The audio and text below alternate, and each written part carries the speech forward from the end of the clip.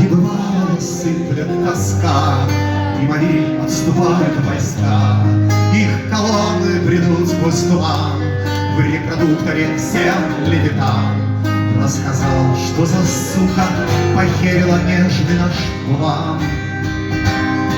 Артиллерия выбита в хлам, мы ползем по недавним крылам. На полуторках стылых трясясь, под колесами хлюпает грязь. Левитан рассказал, что ты, сука, и блядская мразь.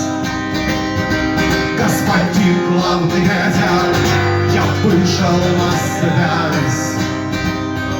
Всесоюзный с колоннами зал, даже диктор Кириллов сказал, что печальнее не было век. Это Брежнев вознесся наверх. Он не смог пережить то, что ты наебала нас всех. В телевизоре плавает рябь, или это нарочная хлябь? А Кириллов сказал, что скорбя, он бы точно отпиздил тебя. Только он-то не я, и проблема сугубо моя. Господин главный ветер, проблем хуя. Съебанские лица верят, и они тебя все потерят.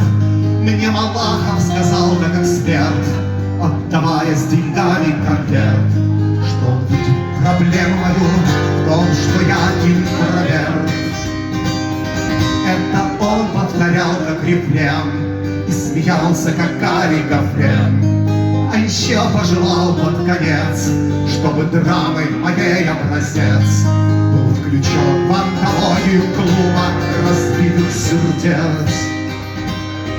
Господин главный ветер, как видите, дел венец.